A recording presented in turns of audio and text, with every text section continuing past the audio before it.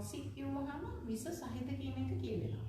විස සහිත පුද්ගලයා ඇසුරේදී ඒ සම්බන්ධතාවයට සම්බන්ධකම් පවත්වන අයට පීඩනකාරී අවස්ථාවන් මේ අය ගෙනල්ලා දෙනවා. සමහර වෙලාවට විවාහ වෙලා ඉන්න දෙදෙනෙක් ගත්තොත් මේ දෙදෙනාගෙන් එකයි මේ ටොක්සික් කියන ගණයට අයිති නම් මේ පෞල් සංස්ථාව තුල බොහෝ විට ගැටුම්කාරී අවස්ථාවල් ඇති වෙනවා. මේ ගැටුම්කාරී අවස්ථාවල් තුලින් එක් පුද්ගලෙක් පීඩාවටපත් වෙනවා. මං හිතන්නේ මනෝවිද්‍යානුකූලව මෙවැනි අය තමන්ගේ ජීවිතයට ලං කර ගැනීමෙන් බොහෝ දුකටපත් වෙනවා. තමන්ගේ ජීවිත පවා අහිමි වෙන අවස්ථාවල් තියෙනවා. මේ ටොක්සික් පුද්ගලයා කෙනෙකුට රිදවනකොට කෙනෙක් පීඩාකාරී තත්ත්වයට දානකොට එයාට දැනෙන්නේ නැහැ මේක තවත් කෙනෙකුට හිංසාවක් ඉරිහැරයක් කියලා. මේ පීඩිතයා නිතරම පීඩන තත්ත්වයටපත් වෙලා තමන්ගේ ජීවිතේ පවා නැති කරගත්ත අවස්ථාවල් තියෙනවා. කිසි කෙනෙකුට කිව්වට තේරුම් ගන්න නැති අවස්ථාවල් තියෙනවා.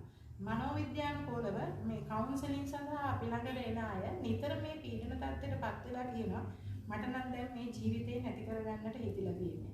මම කියන දේ කවුරුත් පිළිගන්නේ නැහැ. මේ මගේ සැමියා, මගේ බිරිඳ මේ වගේ කෙනෙක් කිව්වට කිසිම කෙනෙක් පිළිගන්නේ නැහැ කියන තැනට ඇවිල්ලා අපිත් එක්ක කතා කරන අවස්ථාවල් තියෙනවා. මේක තේරුම් ගන්න නැත්තේ මේ தත්ත්වයේ පසු වෙන පුද්ගලයා සමාජයේදී වෙනම අනුකරණය කරනවා. මේ පුද්ගලයා හොඳ පුද්ගලයෙක් විදිහට හැසිරෙනවා. ඒත් තමන්ගේ බිරිඳ ළඟදී, තමන්ගේ ස්වාමියා ළඟදී මේ தත්ත්වෙන් පසු වෙන අය ඒ අයගෙන් පලි ගන්නවා වගේ දේවල් සිද්ධ කරනවා. මං හිතන්නේ මේ ටොක්සික් පුද්ගලයෝ ළඟ තබා ගැනීමෙන් තමන්ගේ අධ්‍යාපනය, තමන්ගේ රැකියාව, තමන්ගේ ජීවන රටාව සම්පූර්ණයෙන්ම අර පුද්ගලයාට පුළුවන් විනාශ කරලා දාන්න. හැමදාම මේක ඉවසගෙන ඉන්න ගියාම මේ අයගේ දියුණුව, මානසික සුවය, ශාරීරික සුවය සම්පූර්ණයෙන්ම නැති වෙලා යනවා.